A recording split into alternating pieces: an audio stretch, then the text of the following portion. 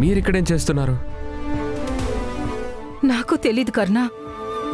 దేవుడే నిన్ను పంపించాడు, లేదా నువ్వే దేవుళ్ళ వచ్చావో నాకేమీ అర్థం కావట్లేదు.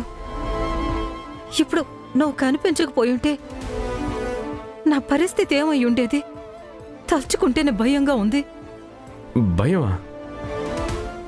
ఏమైంది? ఇప్పుడు నా కారు ఈ రోడ్డు మీద వెళ్ళింది, చూసావా?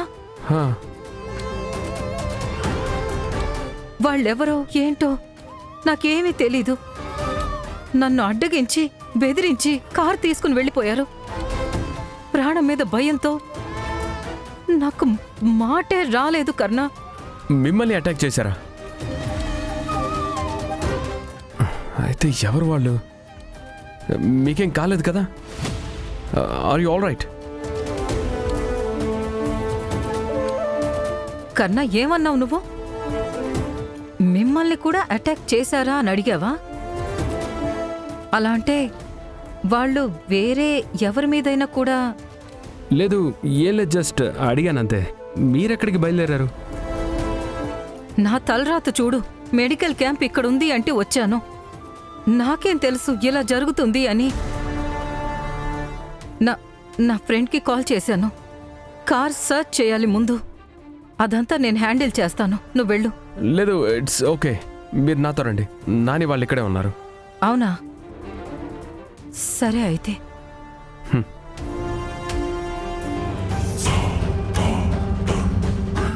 అత్త మీదే అటాక్ జరిగింది, మా మీద అటాక్ జరిగింది. ఎవరున్నారు దీని వెనక?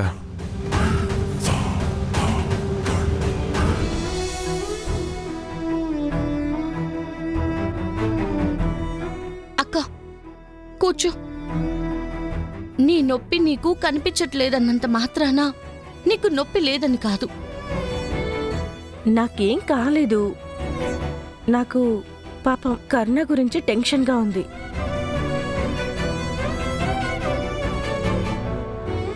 లచ్చి, నాకు మీ అందరి మనసుల్లో ఉన్న ఆందోళన అర్థమవుతోంది. మీరంతా నన్ను తిట్టినా పర్లేదు. దయచేసి మీరందరూ నన్ను క్షమించండి. అయ్యో, అలా మాట్లాడకే. ఆ దేవుడు మనకెవరు కీడు చెయ్యాలని వచ్చారో మనకి మంచే చేశాడు. కర్ణకేమీ అవ్వదులేవే.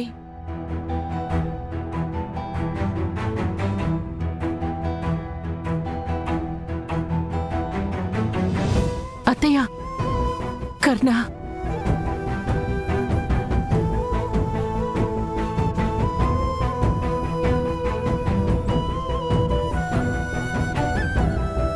చేయి చూపించండి.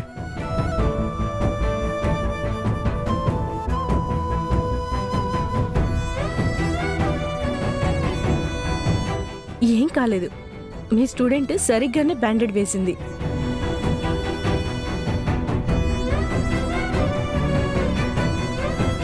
ఏంటి నవ్వుతున్నారు? ఏమైనా అయ్యుంటే? అయినా ఎందుకింత రిస్క్ తీసుకున్నారు? నేను చేత్తో పట్టి ఆపకపోయుంటే ఈ గాయం మీకయ్యేది కదా.